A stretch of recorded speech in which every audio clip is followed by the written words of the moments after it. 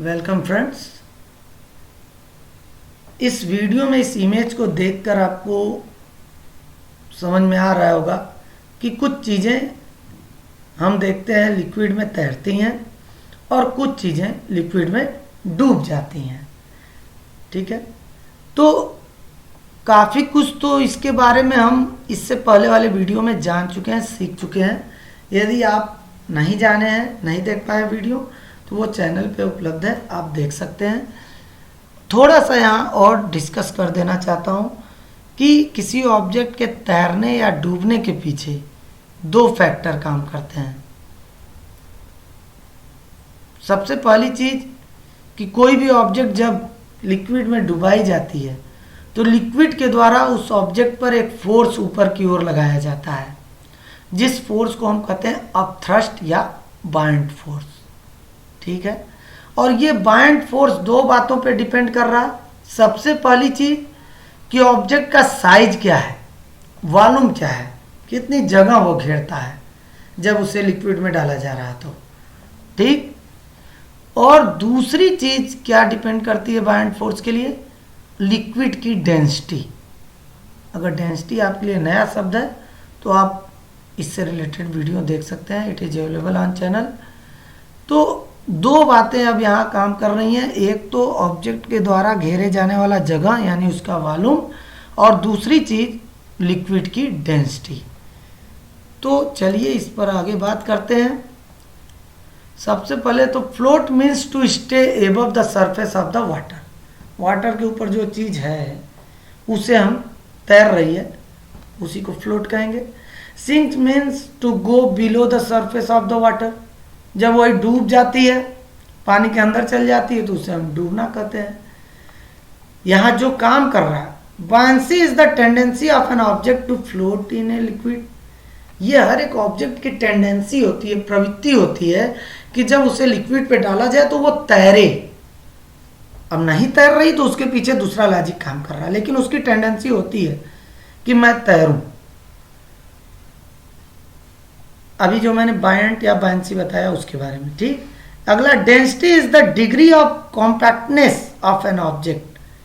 Density क्या है कि कोई ऑब्जेक्ट में कितना ज्यादा मैटर भरा पड़ा है, उसका मास कितना ज्यादा है, मास पर यूनिट वॉल्यूम। और अपथ्रस्ट क्या है, upthrust is the force that pushes an object in an liquid. अभी मैंने बताया अपथ्रस्ट या बाइंड फोर्स कि जब हम किसी ऑब्जेक्ट को पानी में या लिक्विड में डुबाते हैं तो वो ऑब्जेक्ट पर ऊपर की ओर एक फोर्स लगाता है, उसके वेट के अपोजिट डायरेक्शन में, ऊपर की तरफ। तो उसी फोर्स को हम अपथ्रस्ट या बाइंड फोर्स कहते हैं। सिंक या फ्लोट के पीछे रीजन बताया मैंने। Sinking and floating all has to do with density and buoyant force. इनके डूबने और तैरने के पीछे यही दो फैक्टर काम करते हैं। पहला लिक्विड की डेंसिटी, दूसरा बाइंड फोर्स जो उसके ऊपर लग रहा है। ठीक है, ऑब्जेक्ट की भी डेंसिटी कह सकते हैं। ऑब्जेक्ट की भी डेंसिटी ज़्यादा होगी अगर लिक्विड की डेंसिटी से, तो वो डूब जाएगा। ठीक है, all because of densities, the more mass and less air an object has the more dense it is. Less density होगी तो वो तैरेगा, कम डेंसिटी वाला ऑब्जेक्ट होगा, मतलब समझ रहे हैं, ऐसे ऑब्जेक्ट जिनमें मैटर बहुत कम है, मास पर यूनिट वॉल्यूम कम है, वो तैरेगा। और ऐसे ऑब्जेक्ट जिनमें मास पर यूनिट वॉल्यूम ज़्यादा है वो डूब जाएगा। तो चलिए देखते हैं, इस पर और डिटेल में पढ़ने की कोशिश करते हैं कि आखिर ऐसा क्यों हो रहा। तो डेंसिटी के आधार पे वन रीजन ऑब्जेक्ट फ्लोट और sink is their density. An object that is more dense than the fluid in which it is immersed sink. जिस लिक्विड में ऑब्जेक्ट को डुबाया जा रहा है, अगर उस ऑब्जेक्ट की डेंसिटी लिक्विड की डेंसिटी से ज़्यादा होगी, डेंसिटी को मैं थोड़ा सा इस वीडियो में भी क्लियर कर देना चाहता हूँ। देखिए, वॉल्यूम क्या था कि कोई ऑब्जेक्ट कितना जगह घेरता है, ठीक, वो वॉल्यूम हो गया। जैसे एक एलिफेंट है और एक एंट है, तो एलिफेंट ज़्यादा जगह घेरेगा, एंट कम जगह घेरेगा, तो एलिफेंट का वॉल्यूम ज़्यादा हो गया, एंट का वॉल्यूम कम हो गया।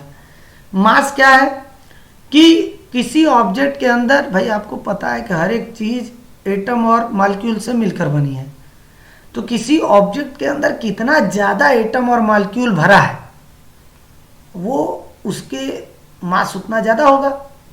भाई अगर आप हाथ में कोई चीज ले रहे हैं और अगर वो चीज ज्यादा भारी महसूस हो रही है, यानी उसके अंदर ज्यादा एटम मॉलिक्यूल्स होंगे, तभी तो वो भारी महसूस हो रही है। तो यानी कि matter in a body is known as mass of the object. जितना ज्यादा एटम मॉलिक्यूल होंगे किसी ऑब्जेक्ट के अंदर, उसका मास उतना ज्यादा होगा।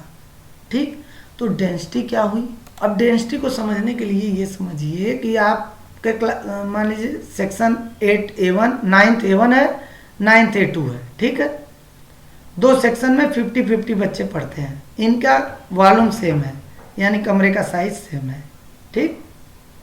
तो अब 50-50 बच्चे दोनों सेक्शन में पढ़ते हैं, तो भाई जब 50 बच्चे मैटर, नंबर ऑफ मैटर मान लीजिए उनको, एटम और मॉलिक्यूल बच्चों को, तो 50 मॉलिक्यूल इस कमरे में भी है, 50 मॉलिक्यूल इस कमरे में भी है, तो दोनों की डेंसिटी क्या होगी? सेम होगी। क्यों? क्योंकि डेंसिटी कैलकुलेट करने का फॉर्मूला होता है मास पर यूनिट वॉल्यूम, यानी मास अपन वॉल्यूम। तो मास और वॉल्यूम दोनों का इक्वल ही है, तो जो वैल्यू आएगी डेंसिटी भी सेम आएगी, दोनों कमरे की डेंसिटी सेम होगी।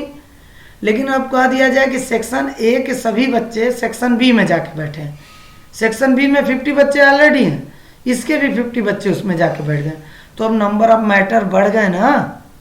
देखिए एटम्स और मॉलिक्यूल्स 50 की जगह अब 100 हो गए, तो इसमें जब नंबर ऑफ मैटर्स बढ़ गए तो इसकी डेंसिटी भी बढ़ गई ना, क्योंकि देखिए नंबर ऑफ मैटर यानी मास के डायरेक्टली प्रोपोर्शनल है डेंसिटी, तो नंबर ऑफ मैटर जैसे ही बढ़ेगा डेंसिटी भी बढ़ जाएगी। तो यानी कि अगर आप इस एग्जाम्पल को अब देखिए, जो पानी में ये डुबाया जा रहा है बॉक्स को, अगर इस पानी में जो मॉलिक्यूल्स हैं उन मॉलिक्यूल्स की संख्या इस बॉक्स के अंदर जितने मॉलिक्यूल हैं उन मॉलिक्यूल्स की संख्या से कम है तो ये ऑब्जेक्ट तैरेगा।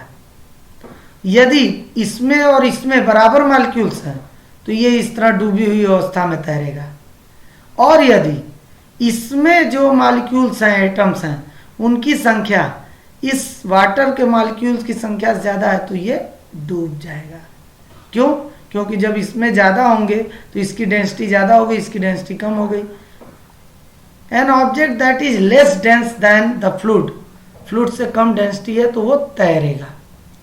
और अगर density of the object is equal to the density of the fluid, इसके बराबर है, दोनों की डेंसिटी बराबर है, तो वो न डूबेगा न तैरेगा, डूबी हुई अवस्था में तैरेगा।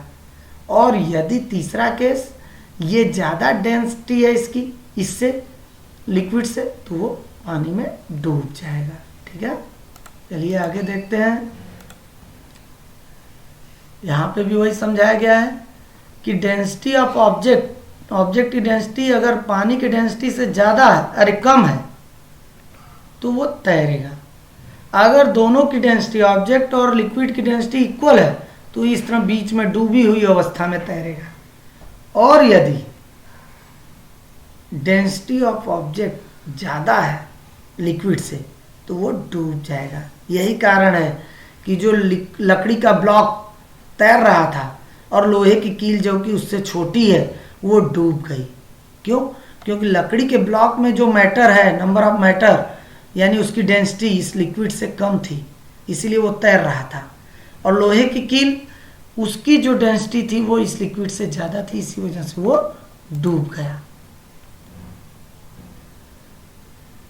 देखिए, when an object is put in a liquid, two forces act on it। अब वो तो डेंसिटी के आधार पे समझाया गया कि क्यों ऑब्जेक्ट डूबते या तैरते हैं। अब बाइंड फोर्स के आधार पे आपको समझाने की कोशिश कर रहा हूं, उसको समझिए। when an object is put in a liquid, two forces act on it। कौन कौन से? weight of the object acting downward direction, object का वेट नीचे की तरफ काम करता है, and buoyant force acting upward, और बाइंड फोर्स क्या करता है? ऊपर की तरफ काम करता है। ठीक है, the upward force acting on an object emerge in a liquid is called bind force, ये आपको बताया जा चुका है। वेदर द ऑब्जेक्ट फ्लोट और sinks depends on the magnitude of these two forces. अब इन दोनों भाई वेट नीचे काम कर रहा है, भाई वेट नीचे काम कर रहा है और बाइंड फोर्स ऊपर काम कर रहा है, तो अब इन दोनों के रिजल्टेंट पर ही तो डिपेंड करेगा ना कि ऑब्जेक्ट तैरेगा कि नहीं तैरेगा। तो इसको इस तरह से समझा जा सकता है कि यदि ऑब्जेक्ट का वेट, जरा सा इस फिगर से समझिए, अब जरा समझिए इस फिगर से, ये देखिए इस ऑब्जेक्ट का वेट नीचे की ओर काम कर रहा है, लिक्विड में ये इमर्ज्ड है, ठीक है, और बाइंड फोर्स लिक्विड के द्वारा ऊपर की ओर लग रहा है। तो अब ऑब्जेक्ट तैरेगी या डूबेगी किस आधार पे? यदि इस ऑब्जेक्ट का वेट लिक्विड द्वारा लगाए जाने वाले बाइंड फोर्स से कम है, तब तो ऑब्जेक्ट तैरेगा, ठीक। यदि ऑब्जेक्ट का वेट लिक्विड द्वारा लगाए जाने वाले बाइंड फोर्स के बराबर है, इक्वल है, तब ऑब्जेक्ट डूबी हुई अवस्था में तैरेगा, यानी ना सरफेस पे रहेगा ना नीचे डूबा रहेगा, बीच में रहेगा, लिक्विड के तैरता रहेगा डूबी हुई अवस्था में। और थर्ड केस, यदि ऑब्जेक्ट का वेट बाइंड फोर्स, लिक्विड द्वारा लगाए गए बाइंड फोर्स से अधिक है ऑब्जेक्ट का वेट, तब वो ऑब्जेक्ट डूब जाएगा, सतह पे चला जाएगा, नीचे चला जाएगा, ठीक है।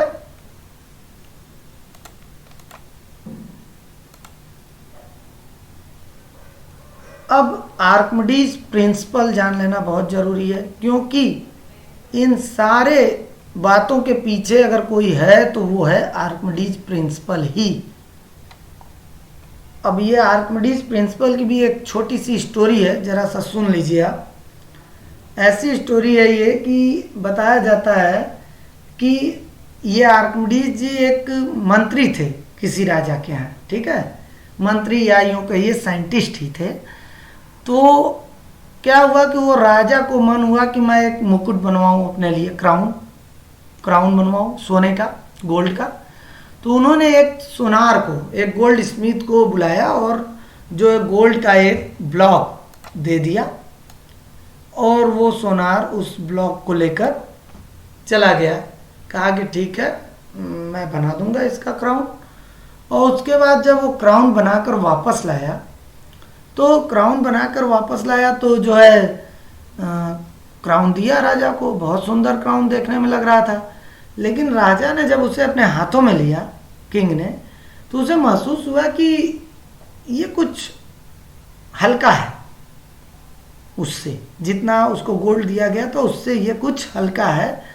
तो उन्होंने, राजा ने आर्किमिडीज, चूंकि साइंटिफिक नेचर के पर्सन थे, उनको बुलाकर कहा कि भाई तुम इसकी इंक्वायरी करो कि इसने जितना गोल्ड मैंने दिया था उतना इसने यूज किया है कि इसने बचा लिया ज़्यादा। इसके लिए क्या हुआ कि राजा ने जितना गोल्ड उस गोल्ड स्मिथ को दिया था ब्लॉक, उतना ही आर्किमिडीज को दे दिया और क्राउन भी दे दिया। तो अब आर्किमिडीज बहुत परेशान कि भाई इसका पता कैसे चले कि इसमें देखने में बिल्कुल एक जैसा, कोई मिलावट समझ में नहीं आ रही थी, तो कैसे पता चले कि मिलावट है कि नहीं। यही एक दिन आर्किमिडीज नहा रहे थे अपने बाथ टब जो होता है, उसी टब पानी भरा हुआ था और नहाने जा रहे थे, और यही सब बातों में खोए हुए थे। लेकिन जैसे ही वो बाथ टब में अपना पैर रखे, तो पैर रखते ही बाथ टब के अंदर का जो पानी था वो बाहर की तरफ निकल के गिरने लगा। तो उनके दिमाग में आया कि ये पानी बाहर क्यों गिर रहा है, आखिर इसके पीछे रीजन क्या है।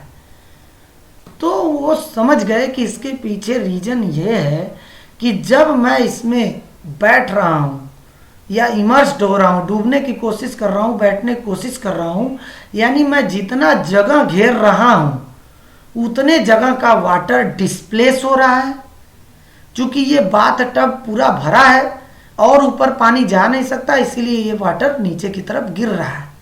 यानी मैंने जितना स्थान घेरा उतना लिक्विड बाहर डिस्प्लेस हो गया।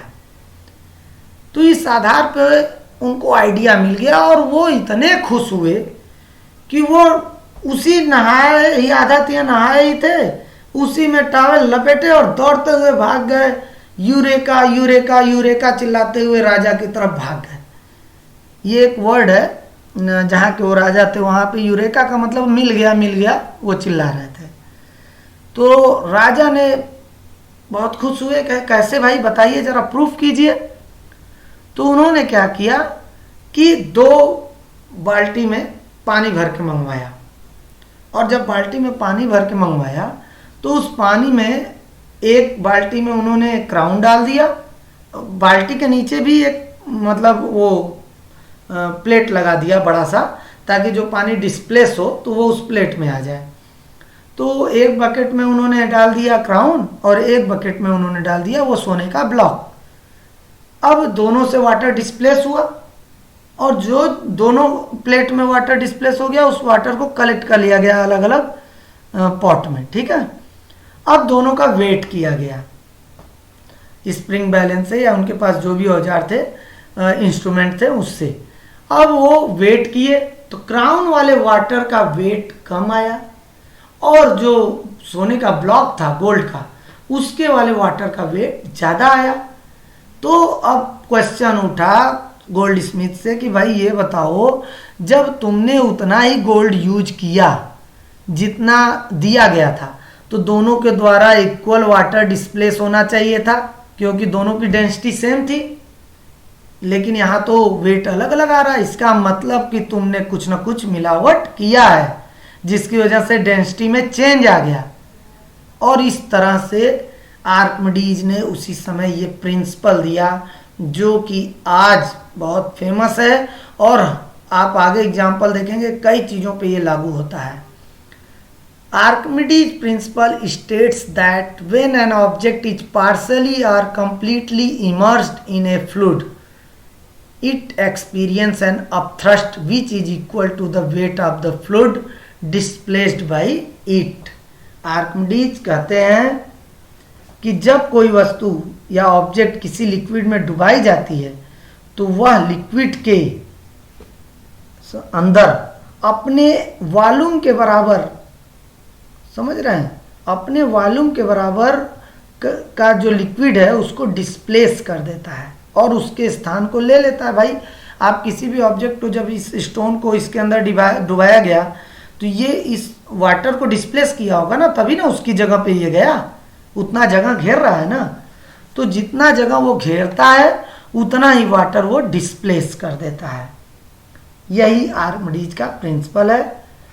और अगर इस स्टेटमेंट को हिंदी में बताऊं तो ये कुछ इस तरह से भी कह रहे हैं कि जितना वाटर डिस्प्लेस किया ऑब्जेक्ट ने जब उसको फुल्ली या पार्सली डुबाया गया, तो जितना वाटर डिस्प्लेस किया गया उतना ही अपथ्रस्ट, जितना इसका वेट होगा उतना ही अपथ्रस्ट फोर्स यानी इस ऑब्जेक्ट पर ऊपर की ओर काम कर रहा होगा।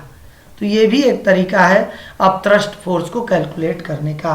ये प्रैक्टिकल आपके क्लास में है, ठीक है।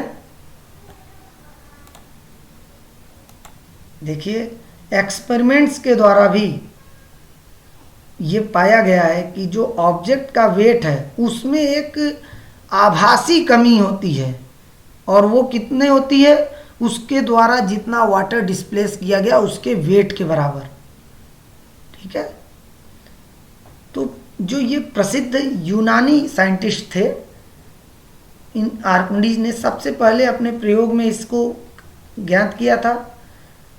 उनके अनुसार जब कोई ऑब्जेक्ट किसी लिक्विड में पार्शियली या फुल्ली डुबाई जाती है तो डुबाने पर उस वस्तु के, ऑब्जेक्ट के वेट में क्या होता है, लॉस फील होता है, कमी महसूस होती है, तथा ऑब्जेक्ट के वेट में यह जो आभासी कमी महसूस हुई वह उस ऑब्जेक्ट के द्वारा हटाए गए लिक्विड के वेट के बराबर होती है, ठीक है। तो आर्किमिडीज प्रिंसिपल याद रखिए। देखिए यही लिखा भी है, apparent weight of an object, आभासी कमी जो हुई उसके भार में, वो कैसे ज्ञात करेंगे हम, पहले एयर में ऑब्जेक्ट का वेट निकालिए और फिर उसी ऑब्जेक्ट का वेट लिक्विड में डुबा कर निकालिए। जो माइनस करेंगे वो किसके बराबर आएगा, बाउंड फोर्स के बराबर, वेट ऑफ डिस्प्लेस्ड वाटर। अब इसके कुछ एप्लीकेशंस को समझ लेते हैं। अच्छा ये भी है, अभी देख लीजिए, यहाँ पर समझाया गया है, वही चीज़ है जो मैंने समझाया, वेट और बाउंड फोर्स के रिजल्टेंट पर डिपेंड करेगा। अगर दोनों का रिजल्ट इक्वल है, मतलब बराबर लग रहे हैं दोनों, तो डूब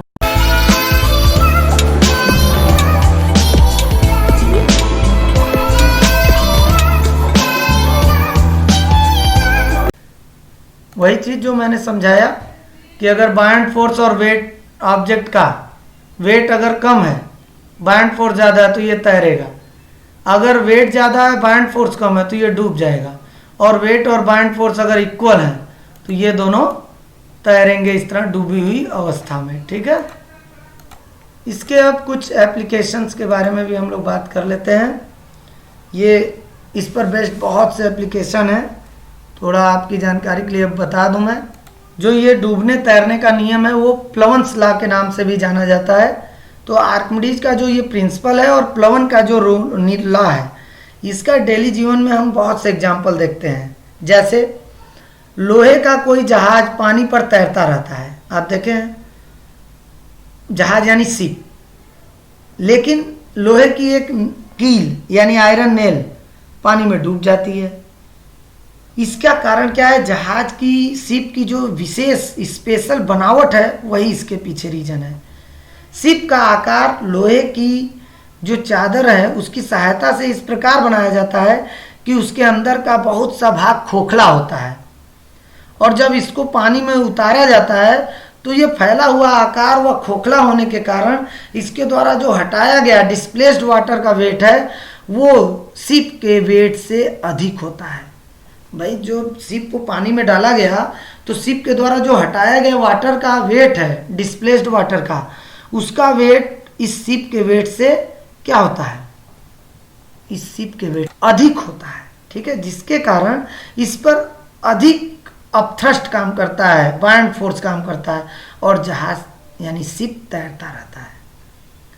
और कील के केस में क्या होगा? आयरन नेल के केस में, कि आयरन नेल को जब पानी में आप डालते हैं लिक्विड में, तो उसके द्वारा जो लिक्विड हटाया गया, डिस्प्लेस किया गया, उसका वेट स्वयं आयरन नेल के वेट से कम होता है। इसी वजह से जो आयरन नेल है वाटर में डूब जाती है। हाँ, यदि शिप पर बहुत सारा वेट रख दिया जाए, वजन रख दिया जाए, इस हद तक लाद दिया जाए कि उसके द्वारा हटाए गए लिक्विड का जो वेट है, जो डिस्प्लेस्ड वेट है, उसका वेट शिप के वेट से कम हो जाए, तब क्या होगा? शिप पानी में डूब जाएगा। आप जानते हैं लाइफ बेल्ट, आप बड़े बड़े शिप पर देखते होंगे, लाइफ गार्ड बेल्ट होता है, जीवन रक्षक पेटियां होती हैं, वो भी इसी बेस पर काम करता है, इसी प्रिंसिपल पर काम करता है। ये क्या होता है? रबर का एक खोखला टूल होता है जिसमें हवा भरी होती है, जिससे इसका बाह्य आकार बहुत अधिक हो जाता है, फूल जाता है, वो बाहरी आकार तो बड़ा हो जाता है, लेकिन इसके द्वारा अब क्या हुआ? जब इसको वाटर में डाले तो अब इसके द्वारा जो डिस्प्लेस्ड वाटर का, लिक्विड का वेट है वो इसके वेट से अधिक होता है। जब भी कभी एक्सीडेंट होता है, प्रॉब्लम होती है शिप वगैरह में, तो क्या होता है कि इस जो ये बता रहा हूँ लाइफ बेल्ट, इसको उस पर्सन के पास फेंक दिया जाता है, और जो है पर्सन इस बेल्ट को पकड़कर धीरे धीरे शिप की तरफ आ जाता है। तो जब पर्सन इस पेटी के ऊपर चढ़ जाता है या पकड़ लेता है, तो भी इन दोनों का वेट मिलाकर, पर्सन का वेट और इस लाइफ बेल्ट का वेट मिलाकर भी जो इसके द्वारा हटाए गए लिक्विड का, डिस्प्लेस्ड लिक्विड का वेट है, वो क्या होता है? इससे कम ही बना रहता है, जिससे जो है पर्सन तैरता रहता है और डूबने से बच जाता है। जो सबमरीन है वो भी इसी बेस पर काम करती है। सबमरीन में क्या होता है? कुछ टंकियां होती हैं, ठीक है, और उन टंकियों में पानी अंदर व बाहर करके इस प्रकार मतलब कंट्रोल किया जा सकता है। उसमें प्रेशर पंप्स लगे होते हैं जिसके थ्रू पानी को बाहर भी निकाला जा सकता है और पानी अंदर आ सकता है। तो उस टंकियों में क्या होता है? पानी के लेवल को कम ज़्यादा करके वो क्या करते हैं? सबमरीन के वेट को कम ज़्यादा कर लेते हैं, जिसके कारण क्या होता है कि जब उसको नीचे ले जाना होता है तो क्या करेंगे? उस सबमरीन की टंकी में पानी भर देंगे, तो इससे क्या होगा? सबमरीन का वेट ज़्यादा हो जाएगा और जो अपथ्रस्ट लग रहा है वो कम हो जाएगा। भाई वेट ज़्यादा होने पे वो धीरे धीरे नीचे चल जाएगा। और जब उसे ऊपर लाना रहेगा तो प्रेशर पंप्स के थ्रू टंकियों में से पानी निकाल देंगे। अब टंकी खाली हो गई। अब टंकी जब खाली हो गई तो सबमरीन का वेट कम हो गया, अब थ्रस्ट ज़्यादा हो गया, वो ऊपर की ओर सबमरीन को धीरे धीरे लेते आएगा। तो देखिए यहाँ पे भी कुछ एग्जांपल है, ये तो मैंने रीड कर ही दिया। यहाँ पे भी आप अभी रिलेटिव डेंसिटी पे बात होगी, कुछ और पॉइंट्स बच गए, मैं उससे भी डिस्कस कर लेना चाहता हूँ। आर्किमिडीज का सिद्धांत गैसों के लिए भी सत्य है, सही है, गैसेस के लिए भी, क्योंकि वो भी फ्लूइड है। जब हम किसी बलून में हवा भरकर उसे छोड़ देते हैं तो वो ऊपर उड़ता जाता है। क्या कारण है इसके पीछे? कि जो बलून के द्वारा डिस्प्लेस्ड एयर का वेट है वो उसके अंदर भरे हुए एयर के वेट से अधिक होता है, जिससे उस पर ऊपर की ओर एक अपथ्रस्ट काम करता है। समझ रहे हैं? क्योंकि जैसे जैसे हम ऊपर जाते हैं एयर का क्या होता है, डेंसिटी कम होता जाता है। अतः एक निश्चित ऊंचाई पर जाकर गुब्बारा क्या होता है, मतलब बलून के द्वारा हटाए गए डिस्प्लेस्ड एयर का वेट उसके अंदर के वेट के एयर के वेट के बराबर हो जाता है, जिससे कि बलून वहां पर जाकर रुक जाता है। ठीक है, अब बात करते हैं रिलेटिव डेंसिटी के बारे में। देखिए रिलेटिव डेंसिटी क्या होती है, चलिए रिलेटिव डेंसिटी पे बात कर लेते हैं। सबसे पहले डेंसिटी को मैंने बताया था, density of substance is the mass of a unit volume of the substance, यानी mass per unit volume is known as density and the unit of density is kilogram per metre cube. ठीक है, और relative density यही चीज है, density ही है, बस इसको कंपेयर कर दिया गया किसके साथ, वाटर की डेंसिटी के साथ। The relative density of a substance is the ratio of the density of substance to the density of water. जब किसी ऑब्जेक्ट की डेंसिटी को आप वाटर की डेंसिटी के साथ कंपेयर करते हैं, इसका रेशियो निकालते हैं, तो उसी को हम कहते हैं रिलेटिव डेंसिटी। और रिलेटिव डेंसिटी देखिए इसकी यूनिट कुछ नहीं होती, क्यों? क्योंकि ये भी डेंसिटी है, ये भी डेंसिटी है, density of substance, density of water, दोनों की यूनिट सेम होती है, एक दूसरे को क्रॉस कर देंगे, इसीलिए लिखा गया relative density has no unit. ठीक है, रिलेटिव डेंसिटी की कोई भी यूनिट नहीं होती। रिलेटिव डेंसिटी को लेकर कंफ्यूज नहीं होना है। जब किसी ऑब्जेक्ट की डेंसिटी को वाटर की डेंसिटी के साथ कंपेयर किया जाता है तो उसी की रेशियो को हम क्या कहते हैं, रिलेटिव डेंसिटी कहते हैं। इसी फार्मूले के आधार पे हम एक चीज और समझ सकते हैं कि इफ, या यूं कहिए कि एनी सॉलिड और liquid will sink in water if its relative density is greater than 1। अगर भाई ऑब्जेक्ट की डेंसिटी और लिक्विड यानी वाटर की डेंसिटी का रेशियो निकाला जाए और वो 1 आ जाए या 1 से बड़ा हो, ग्रेटर देन 1 आ जाए, तो वो ऑब्जेक्ट पानी में डूब जाएगा। और यदि डेंसिटी ऑफ सब्सटेंस और डेंसिटी ऑफ वाटर का रेशियो निकाला जाए और वो कम हो 1 से उसकी वैल्यू, तो वो ऑब्जेक्ट पानी में तैरेगा। भाई जाहिर सी बात है इसकी वैल्यू बड़ी होगी वाटर की डेंसिटी से, तो डिवाइड करने पर 1 से बड़ी वैल्यू आएगी, तो वो ऑब्जेक्ट डूब जाएगा। और यदि इसकी वैल्यू कम है और इसकी वैल्यू ज़्यादा है तो डिवाइड करने पर वैल्यू 1 से कम आएगी, पॉइंट में आएगी, तो वो ऑब्जेक्ट तैरेगी। ठीक है, वो वाटर पे तैरेगी। तो इस तरह भी आप समझ सकते हैं। एक relative density of a substance is a number of times the given substance is heavier than the equal volume of water.